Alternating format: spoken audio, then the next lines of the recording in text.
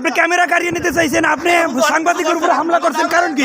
দুর্নীতির মামলায় বরিশাল বিআরটিএর সাবেক বিতর্কিত সহকারী পরিচালক শাহে আলমকে কারাগারে পাঠিয়েছে আদালত। ২৬ জানুয়ারি সোমবার বরিশাল জেলা ও দায়রা জজ আদালতে হাজির হয়ে জামিনের আবেদন করলে বিচারক শেখ ফারুক হোসেন জামিন নামঞ্জুর করে কারাগারে পাঠানোর নির্দেশ দেন। কারাগারে যাওয়া শাহ আলম বিআরটিএর বরিশাল, ঝালকাঠি এবং পিরোজপুর জেলার সহকারী পরিচালক হিসেবে দায়িত্ব পালন করেছেন। বরিশাল কার্যালয়ে দায়িত্বে থাকা অবস্থায় ৩৪৪টি, ঝালকাঠি অফিসে ৯৩৩টি এবং পিরোজপুর অফিসে ১০৮১টি বাস ও ট্রাকের ভুয়া রেজিস্ট্রেশন প্রদানের মামলায় অভিযুক্ত তিনি।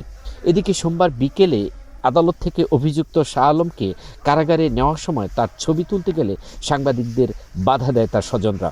এমনকি পুলিশের সামনে স্থানীয় পত্রিকা দৈনিক মতবাদের ফটো সাংবাদিক আব্দুর রহমানকে লাথি মারেন অভিযুক্ত ও বিতর্কিত শাহ আলম।